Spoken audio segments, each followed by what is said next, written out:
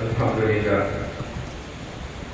الحمد لله الذي زكى النفوس وطهرها بالفرائض والواجبات وحفظها من الخبث والخبائث بالتحريم المحرمات وترك السيئات وأمد القلوب بحياة الإيمان بما أنزل من الآيات البينات وبما سنى رسولنا محمد صلى الله عليه وسلم. نشهد أن لا إله إلا الله وحده لا شريك له ونشهد أن محمدا عبده ورسوله. نشهد بأنه بلغ الرسالة وأدى الأمانة ونصح الأمة وكشف الله به الغمة وتركنا على محجة البيضاء ليلها ونهارها السواء لا يزيغ عنها إلا هالك. اللهم صل وسلم وبارك على هذا النبي الكريم وعلى آله وأصحابه ومن تبعه بإحسان إلى يوم الدين. أما بعد، عباد الله، أوصيكم ونفسي بتقوى الله عز وجل. يقول سبحانه وتعالى في محكم تنزيله: لا أعوذ بالله من الشيطان الرجيم. الحج أشهر معلومات فمن فرض فيهن الحج فلا رفث ولا فسوق ولا جدال في الحج وما تفعلوا من خير يعلمه الله تزودوا فإن خير زاد التقوى واتقون يا أولي الألباب. Chers frères et sœurs en islam, chers invités d'Allah, rendons tous grâce à Allah, Seigneur de l'univers, le détenteur du pouvoir absolu. Lui c'est qui décide puisse être réalisé. Et ce que nous voulons, si ce n'est pas compatible avec ce qu'Allah a recommandé ou ce qu'Allah veut pour nous, c'est difficile que ça se réalise. Tout commence avec lui et tout terminera avec lui. Nous attestons qu'il n'y a aucune divinité digne d'être adorée en dehors de lui. Et nous attestons que Muhammad sallallahu alayhi wa sallam est son noble serviteur et messager. Salut les frères et sœurs, de sa noble famille, de ses valeureux compagnons, de tous ceux qui vont suivre la résurrection pour savoir jusqu'au jour de la résurrection par Allah, que nous soyons parvenus sur le sujet du prophète Muhammad sallallahu alayhi wa sallam. Je vous exhorte, ainsi que moi-même, à redoubler d'efforts lorsqu'il s'agit de la crainte de Dieu, à augmenter la crainte de Dieu, à s'approcher davantage à Allah. Vous savez, toute la adoration d'Allah, l'objectif final, c'est la crainte de Dieu qui est recherchée. Si vous prenez la prière, le jeûne du mois de Ramadan, la zakat, le hajj, le résumé de toutes ces recommandations qu'on s'approche toujours d'Allah subhanahu wa ta'ala, non s'éloigner d'Allah. Craignons Allah à chaque instant et à tout moment. Depuis quelques vendredis, ou le vendredi passé, nous avons lancé avec vous un nouveau thème sur les 5 piliers de l'islam, mais particulièrement sur le dernier pilier qui est le hajj. Le hajj, nous avons défini ensemble qu'est-ce que c'est. En résumé, que le hajj, c'est de repas en Côte d'Ivoire quand on parle du hajj et ça se passe à la Mecque. De faire ces déplacés avec cette intention, en suivant les enseignements de Mohammed et en respectant les rites, les recommandations exactes du hajj, on dit vous allez accomplir le hajj. Et le hajj va se réaliser aussi, ou soit on va s'acquitter du hajj dans un délai bien déterminé. Cette période bien déterminée, par exemple actuellement, ceux qui sont arrivés à Médine ou ceux qui sont à la Mecque, même s'ils passent de Arafat, ce n'est pas le moment de Arafat. Donc il y a le lieu et il y a le temps et il y a la manière. Ça c'est la définition du hajj.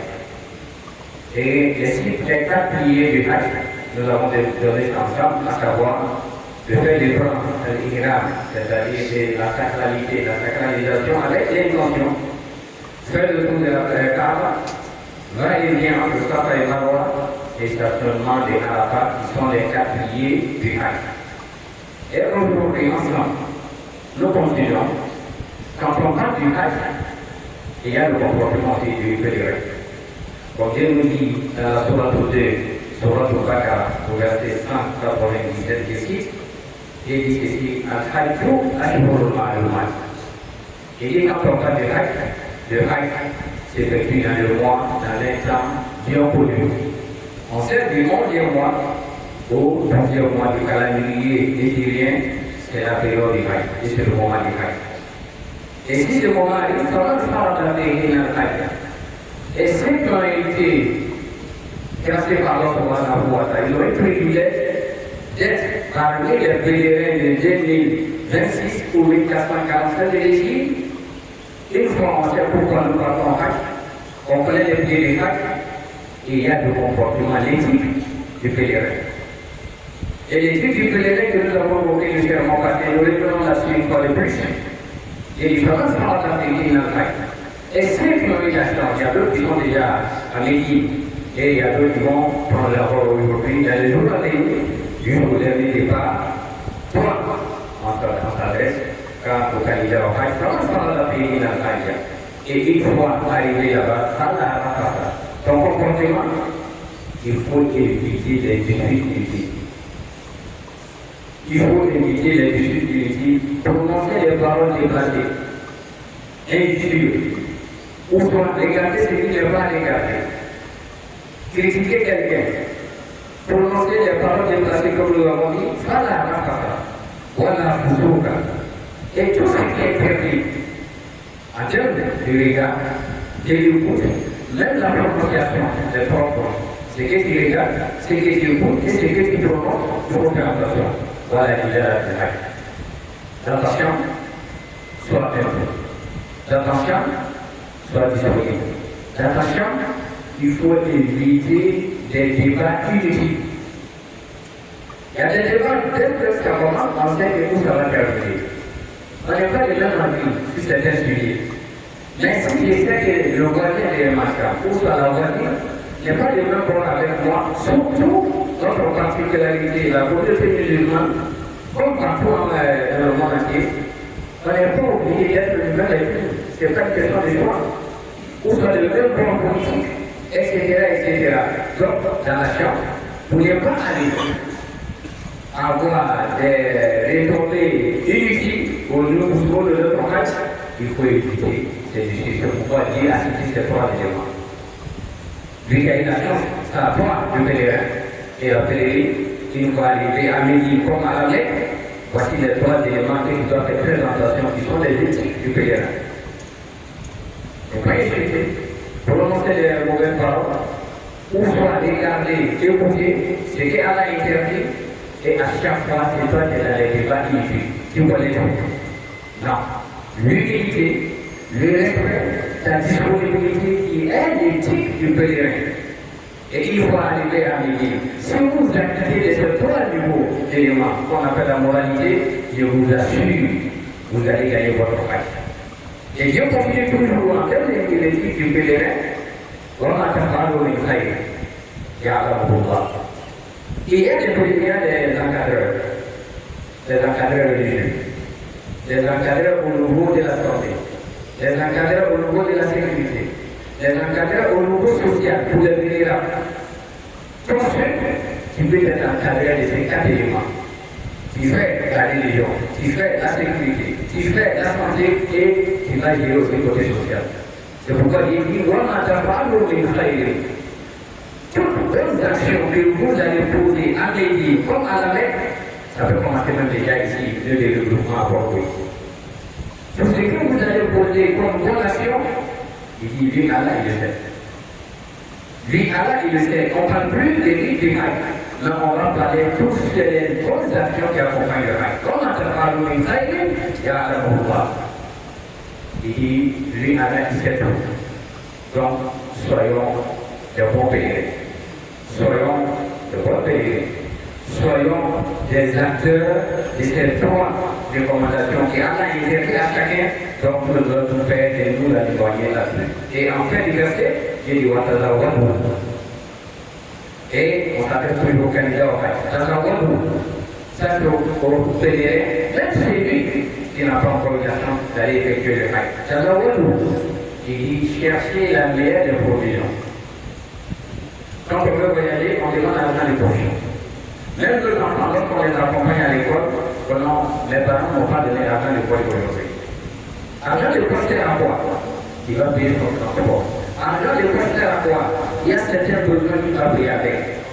Donc, il dit, si tu veux faire partie de quelqu'un avec, le minimum, on ne va pas dire longtemps, il faut l'accompagner avec quelque chose. Certes, vous avez trouvé un billet, ou vous avez acheté le billet, le prix du Hajj. Le minimum, 3 250 000. Oui, c'est beaucoup. Investir sur quelqu'un pour aller faire pardonner ses péchés, j'ai dit c'est beaucoup, c'est énorme. Mais les 3 250 000, un peu au-delà de 3 250 000, il faut lui donner une enveloppe. Il faut lui donner de l'argent. Il faut l'accompagner. Pourquoi? C'est la recommandation d'Allah subhanahu wa ta'ala dans la sourate 2, verset 197. Et quand parle le pèlerin, ton meilleur approvisionnement, c'est la crainte d'Allah subhanahu wa ta'ala. Ou meilleur viatique pour chacun de nous, étant au Hajj, comme notre pèlerin, c'est la crainte de Dieu. Dieu vrai que même si tu vas avec 1 million comme argent de poche, 2 millions comme argent de poche, si tu n'as pas la crainte de Dieu, les 3 interdits que nous venons de citer, tu vas les annuler. Devant les ambassadeurs, tu vas insulter. Dans les restaurants, tu es impatient. Dans la chambre, tu ne supportes personne. Mais si vous arrivez à supporter ces 3 niveaux, je vous assure, avec la crainte de Dieu, vous avez reçu votre Hajj. Je prie Allah, subhanahu wa ta'ala, qu'il apporte la patience, l'endurance à nos différents pèlerins. J'ai vu Abidjan, Bordeaux, jusqu'à leur retour dans leur demeure, dans la famille, dans les meilleures conditions, sans la patience, sans l'endurance, et le Hajj sera difficile pour vous. Car la patience sera pour vos pèlerins. Et Dieu dit ceci, Wattabouni Gaouli Dalbal. Et ce message est adressé aux pèlerins, mais ce message est toujours d'actualité, valable pour le pèlerin comme le non-pèlerin, moi et vous qui n'aurons pas au Hajj cette année. Puis Allah subhanahu wa ta'ala, qu'Allah apporte les moyens nécessaires pour ceux qui n'ont pas encore eu la chance d'aller effectuer le Hajj dans les meilleures conditions. Chers parents, chers candidats au Hajj, vous arrivez à Médine. Étant à Médine, comme nous l'avons évoqué le serment passé, Médine ne fait pas partie des étapes du Hajj. C'est-à-dire le Hajj ne se déroule pas, ne se passe pas à la mer à Médine, mais le Hajj se déroule pour nous à la mer. Même à la mer, ce n'est pas pour les endroits aussi qu'on va parler du Hajj. Il y a des endroits bien spécifiques, bien déterminés par le prophète que nous avons évoqués. Inch'Allah, on va évoquer. Ici, étant Médine, pourquoi il n'y a pas d'atelier de prière dans la mosquée de Médine? Si on a les moyens, on a la capacité pour les bien portants, parce que ce n'est pas une question forcément que tu sois jeune. Tu peux être jeune, mais tu as des difficultés. Et je prie alors pour nos malades, qu'Allah nous apporte tous la santé. Le prophète nous dit la valeur d'une prière accomplie dans sa mosquée, il dit que c'est un hadith rapporté par Moshe, soit pour tes masqués hada, afdala min alfi salatin fi masjidihi ila al-masjid al-Kaaba. Il dit une prière accomplie dans ma mosquée, il était dans sa mosquée, il dit vaut mieux et meilleur que 1000 prières accomplies dans une autre mosquée. C'est-à-dire, une prière à la mosquée du prophète a dit, a plus de 1000 fois une prière accomplie dans notre mosquée qu'on est actuellement à la mosquée Moharaka. Et il continue, vous arrivez à l'aéroport à la Mecque, ça c'est l'étape de Médine. Il dit, si vous arrivez à la Mecque, il dit, Salat pour le masjid al-Haram, after le meilleur alif Salat pour le masjid. Il dit encore une prière accomplie dans la mosquée de masjid al-Haram, c'est-à-dire autour de la Kaaba, la mosquée qui est là. Si vous accomplissez une prière là-bas, vous avez la valeur de 100 000 prières qu'une autre prière à dehors de cette mosquée. À Médine, vous avez 1000 prières et à la Mecque, vous avez 100 000 prières. Vous imaginez 3 250 000. C'est pourquoi il a dit aux gens, et nous rappelons pour vous, on a raté mon déjà, il a dit, les prières qui coûtent, ça coûte cher, 5 millions, oui, ça ne coûte pas cher. Si Allah t'a fait grâce, ça ne coûte pas cher. Ne regardez pas les millions que vous allez financer sur l'individu, mais regardez la récompense d'Allah. sur vous et sur le pèlerin, sur l'ensemble de vos parents. Et les prières qui vont porter étant là-bas pour vous, pour vos demain, mais regardez la portée de ces prières et vous allez mesurer maintenant ce que vous allez financer. Vous allez trouver que ce n'est pas trop. C'est qu'on va Allah subhanahu wa ta'ala, c'est pas trop. C'est qu'on va Allah subhanahu wa ta'ala, c'est le prix du maladie, c'est le prix de la longévité, c'est le prix de la santé, c'est le prix de la stabilité familiale. Donc, ceux qui vont faire, donc ils ont déjà commencé à faire partie des parents avec, ne soyez jamais déçus pour sortir pour aller de ce que vous avez fait. Multipliez et à la multiplier encore dans votre portée. À la multiplier, ceux qui ont donné 1 franc, 1 million pour faire partie de quelqu'un avec la partie sera pour chacun de nous.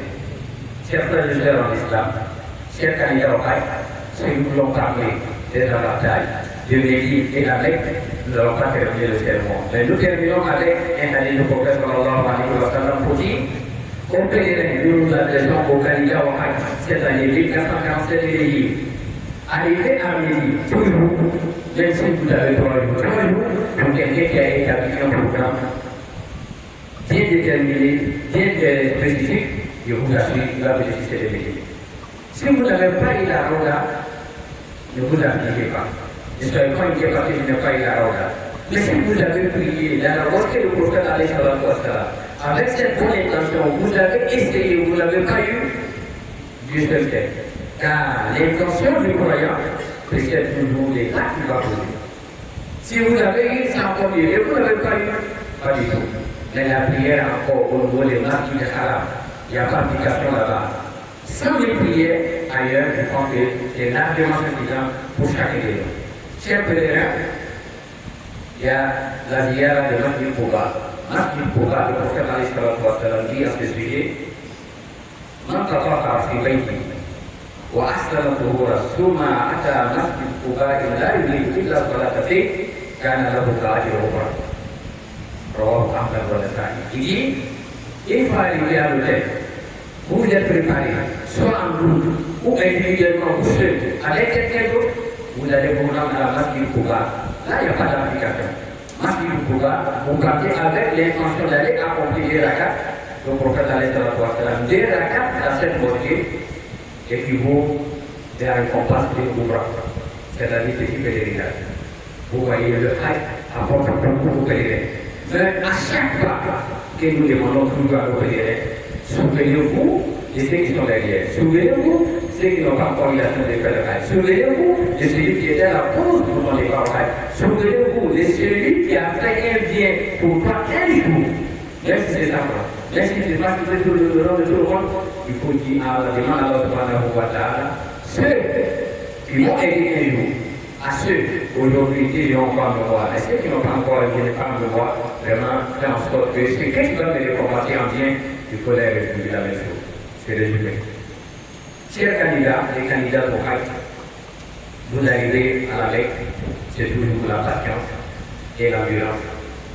Service que vous avez donné, vous avez rendu à la Mecque, à midi, c'est le même service qu'on vous recommande à la Mecque. La patience, l'endurance. De la Mecque, vous allez partir à Mina. De Mina, vous allez partir à Arafat. De Arafat, vous allez revenir à Mina. De Arafat, vous allez à Muzdalifa et à retour à Mina. Toutes ces différentes étapes, c'est résumé en quoi? C'est la crainte de Dieu. Craignons Allah. Craignons Allah dans nos frères et gestes. Craignons Allah. Et un jour nous allons être tournés. Craignons Allah, lui qui t'a facilité le hajj.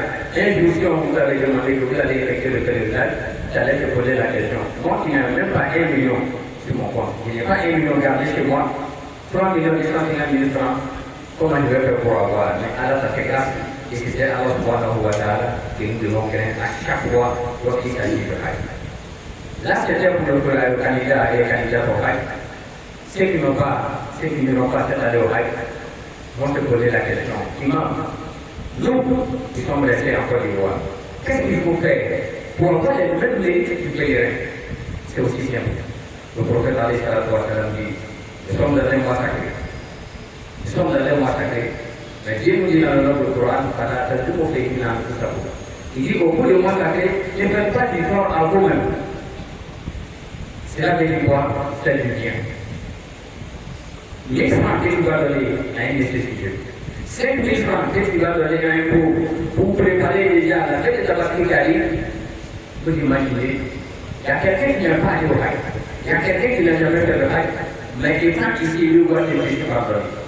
Étant ici, lui voit les mêmes mérites que les pèlerins vont avoir, étant à la fête, lui va avoir les mêmes mérites ici. Donc, en deux mots, pour nous, le prophète nous dit la joie, la tranquillité que vous allez apporter dans une famille, un père de famille qui te doit 100 000 francs, s'il appelle du dit ok, les 100 000 francs, moi je laisse tomber beaucoup de moi. Et c'est pas 1 million, moi je laisse tomber 1 million pour l'amour d'Allah subhanahu wa ta'ala. Vous imaginez, quelqu'un qui te doit 101 millions, et aujourd'hui vous l'appelez un beau matin pour lui, considère que c'est 1 million là, moi je te donne sa stabilité là. Toute sa vie, étant reconnaissant, va prier pour toi. Ça lui vaut au pèlerinage. C'est là, je ne veux pas dire, s'il y a le moyen, c'est là, on déjà quitté le Hajj, pas du tout. Tu vas aller accomplir ton Hajj, mais ici, vous allez avoir les mêmes mérites que celui-là qui est déjà au Hajj. Donc, nous avons plusieurs moyens pour nous approcher aux pèlerins, même si étant en Côte d'Ivoire, en restant toujours positif, en restant toujours avec Allah subhanahu wa ta'ala, et je prie Allah subhanahu wa ta'ala qui nous aide. Pour ceux qui n'ont pas eu le Hajj d'abord, vraiment à nous approcher davantage à travers les différentes actions que nous avons décidées. Et s'il n'y a pas les moyens, même si prononcer les bonnes paroles au bout du mois sacré, nous allons avoir plus de mérite. La lecture de l'homme Coran fait partie, les études fait partie, donner au monde ou aux femmes sans la carte à une nécessité fait partie. Mais quand je dis les nécessités, je ne parle pas de ceux qui sont tous de nous et qui ont pris ça aujourd'hui comme indiqué, non. Et je vais toujours là-dessus, non. Si vous les encouragez, vous serez réguliers, récompensés de la même manière que le prophète a interdit à ses compagnons de demander. Faites-moi attention. Et il y a des gens, des nécessités dans la société qui méritent ces sadaka. Cherchez, vous allez les trouver. Tu en connais dans ta famille. Il y a des collègues. Tu vois le virgule à l'entrée de l'entreprise, il n'est pas payé assez. Tu peux l'aider. C'est qui est toi, tu peux l'aider. Mais pourquoi te promener derrière des gens qui ont pris sa humanité, qui ont construit les maisons et les gens voulaient les maisons. Nous n'encourageons pas, l'islam n'encourage pas cela. Car nous donne la bonne compréhension et que nous disons c'est le droit humain et qui facilite l'organisation comme il y a facilité aux acteurs actifs. La communauté a confié et l'État a confié l'organisation des Hajj, qu'elle les assiste toujours, qu'elle les éclaire toujours dans la prise de décision face à Allah subhanahu wa ta'ala pour nos pèlerins qui n'ont pas d'Ivoire dans les meilleures conditions, vont accomplir le Hajj dans les meilleures conditions et vont regagner dans leur famille aussi dans les meilleures conditions. Après le mandat de Maud,